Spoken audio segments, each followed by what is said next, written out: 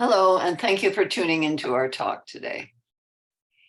Research in diverse linguistic and cultural contexts with myself, Barbara Bernhardt, co-created with Joe Stemberger.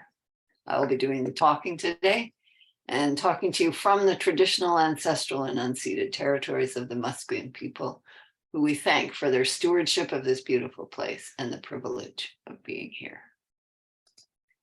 Thank you also to many children, families, research partners, and assistants in over 18 countries, funders for providing us the opportunity to do this work, to the organizational team of ECV, and to you for listening.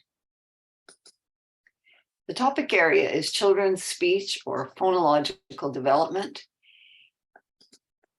The challenge being that research in educational speech therapy practices developed in one culture or context may be less relevant or even ineffective in others. And so our aims in research and clinical programs are to document similarities and differences in children's speech development across languages and cultures, and develop clinical assessment and therapy strategies that pertain across cultures and languages. In this presentation, we aim to report on a cross-linguistic study of children's speech development, both typical and protracted. Before we begin, some definitions. What do we mean by speech, and what did we find before our study? Not what did we find, what did others find? So most people would agree that speech is a string of consonants and vowels that fall after one another. And depending on the language, these consonants and vowels may occur singly or in pairs or in groups. They may occur at the beginning, middle, and ends of short or long words. They occur in different types of syllables, syllables that end with a vowel, syllables that end with a consonant, syllables that have more than one consonant together in one or more places in the word. In syllables that may be stressed, longer, louder, higher pitched, or unstressed. And in groups with similar characteristics. So sounds are grouped by where they are made, how they are made, and their use of the larynx. Speech development, mostly based on English, although not exclusively. Most people would agree that children need to learn the speech sounds of their languages and dialects and where those sounds go in syllables and words. Earlier learned elements generally include single stops like p, t, b, d, and sonorant sounds like m, n, y, h, w, and sounds made at the front of the mouth, at the lips and tongue tip, or in the larynx. And sounds that are at the beginning of syllables in short words, especially syllables. People generally agree that by age 4, children are understandable in a typical fashion, but some sounds may not be learned until they're 7 or 8 years old. While they're learning, children tend to show what some people call errors or mismatches with the adult target. And some speech sounds that are in families have similar mismatches, either because they're in the same word position, there are no final consonants allowed in this child's language, or the features have something, characteristics of the sound have something that the child cannot yet produce. So if the child cannot yet produce back sounds, those sounds may appear as front sounds, and vice versa. If the child cannot produce fricatives, they may appear as stop sounds, and so on. But most importantly, in development, each child has their individual timetable and their individual path of learning. And at some point, we might think, oh, this development seems to be really stretched out and really protracted, and perhaps this child will benefit from some speech therapy that may enhance their self-esteem, their social skills, and their academics. But how similar is development of speech across languages and cultures? The expectation is that there will be a lot of similarities because humans have the same anatomy, physiology, social interactions, cognition, and the speech systems themselves overlap a lot. But we also expect some differences because there are different sets of speech sounds and word structures across languages, and some are more difficult than others. We would also expect some differences because there's a frequency difference between languages and sounds and structures. So in Quiche Mayan, for example, Pai et al. 1987 noticed that ul and ch were more advanced than in English, typically, and they happen to be frequent and carrying a fair meaning load in that language. Also, mismatch patterns may look different depending on the language, what's available to be used. So if there are a lot of back consonants in a language, perhaps the child will use more back consonants in their substitutions and vice versa. And finally, there might be a difference in focus in the community or in the child caregiver interactions. Is speech and speech development difference a focus? And if so, are speech therapy services available? Do people think that's a good idea in that culture? So we're going to present a little bit of information, as I said, on our cross-linguistic projects in protracted speech development. Our main goal initially was to look at children whose development was taking a longer time, but we're also interested in typical development. And our perspectives, our methods, and a taste of the results. The main perspective, we had noticed that prior to what we did, there was more of a focus on speech sounds and less on word structure. And our perspective came from a theoretical one of nonlinear phonology. But in another way of describing this is thinking of a house that you build the framework first, and then you put the bits on, the doors, the windows, the side walls, and so on. And you can't do that. Oh, who was that? You can't have doors and windows hang on something that doesn't exist. So the structure needs to be there for the speech sound, and the speech sounds then add to the structure. So we wanted to see how the constraints on the word structures affected the speech sound and look at things like word length, stress, syllables, and segment timing. And we also wanted to take that information and see how we would apply that clinically across languages, taking perspectives from my own research in speech intervention into other languages. One of my perspectives was that we need to identify the strengths the child has, not just the needs. And we need to know what strengths are, both phonological strengths and social environmental strengths. And from the point of view of the child, we hope that this will be a pleasant experience and somewhat phonological. And it just so happens the word phonological and phonological are very closely related. Phonological, of course, isn't a word. But if you say phonology, you're not quite sure, do you mean phonology or phonology? And so the perspective is we need to make sure that this is a pleasant experience for a child and that the fun that they're having fits them, their family, and their culture.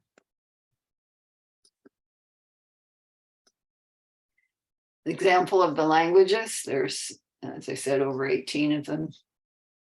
A lot of European languages, but also non-European languages like Arabic and Japanese Mandarin, and in Africa, Akan, and in Mexico, Valley Zapotec, plus some Indian and Farsi. Gaelic, and another indigenous language, although we don't have child data yet for that one. So what was the methodology? The data were collected and transcribed by native speakers in the country. The data were primarily cross-sectional, looking at age groups and children with protracted versus typical speech development, wherever we could have funding to do both groups. And some case studies were done with intervention. And some data were longitudinal, but primarily cross-sectional. We were primarily interested in children who had intact hearing, intact oral mechanisms, intact cognition. And so we did some testing to rule out any difficulties of that nature. We did have some children with Down syndrome in a couple of the studies. And we also were interested in the children's language, and so we did some language tests and connected speech samples, although those were not analyzed in depth. And the parents were given a questionnaire to fill out about the child's development and their language usage. Our main focus and the task that we're basing our data on is single word naming of photos and objects. And these tests were developed jointly with the collaborators in the various countries, each having approximately 100 words. and making sure to include short, long words, words with different kinds of structures, different kinds of stress patterns, different kinds of syllables, and having at least 2 for every phoneme target. And to make the child feel comfortable and think that this was more fun than work, there was a warm-up task with 8 to 10 words where we used a puppet, doll, animal, or robot to have the child get involved in naming. And then the words in the computer program or the handbooks were organized in thematic groups. So what do you see at the zoo? What do you see in the kitchen? And that kind of thing, or were written into a kind of a general narrative that was suitable for the culture. And digital recordings were made with lapel microphones, and analyses were done with supportive computers, especially with Fawn. Brief taste of results. So as I said, we were very interested in the word structure effects on consonant development. And we did in fact find higher accuracy in short words. And we did find word position effects. So consonants were more accurate in stressed syllables and at the beginning of initial and final syllables than in internal syllables, except when a child repeated the internal consonant at the beginning of the word in things like zapato as papato or toca as coca. And those kind of what we call assimilation or reduplication patterns often arise when there's some difficulty in sequencing sounds one after the other. We were also interested in the speech sounds themselves, and it took a couple of different points of view. So looking within a language group, such as the Germanic language group, comparing Icelandic, German, and English, and finding for the word initial fricative category, where we included fricatives that had at least 2 of the languages using that fricative, we found a remarkable similarity in accuracy for one word position with children matched by age and group. But that 38% reflected different specific phonemes, so that overall you were having about 38% fricativeness, but that might come because you were better at Z in English or you're better at F in German and so on. And so that's an important thing for us to think about, that the exact speech sound might be different across languages, but putting a category together, maybe they're more similar. And that's interesting. And our final goal, of course, has been clinical applications, and we've had a couple of things come out of it that we're fairly happy about. One distinguishing feature for typical versus protracted development seems to be how well children do matching whole words. Like, is the whole word dog pronounced as dog? Is the whole word cupboard produced as cupboard? And so on. And about 70 or 80% of 4-year-olds across languages seem to have about 75 to 80% of their words match the adult target. So that's what typical kids do. And you can see the numbers are far lower for the children classified as having protracted development. So it could be in a multilingual assessment context, the whole word match measure will be useful. And we've been doing some studies of speech language pathologist perceptions of whole word match in other languages, and that's looking quite promising. We were also excited to put our work into a website where people could download materials either for testing or for learning some potential therapy activities or learning the analysis procedures that we like to use and you can look at those in English, French, or Spanish. And I encourage you to explore that website if you haven't done it and look for the secret bonus footage. And finally, the case studies that we did for some of the languages, we were able to do a whole set of case profiles for all the languages in clinical linguistics and phonetics in this fall issue. But for several of the studies, we did have actual therapy programs to look at for the children and found that, yes, what we had done in English made sense for Icelandic, Slovenian, and French, different language groups. That structure and sounds are important, that it's important to find the most challenging needs to address, but use the strengths the child has as scaffolds to support learning for the needs, and finding a fun way to do these hard things that fits the person. So thank you for listening, and you can go get your phonological booster shot at our website. And keeping in mind, as we say here, therapy is always a little bit magical, and we're all a little bit speech fairies inside. Thank you.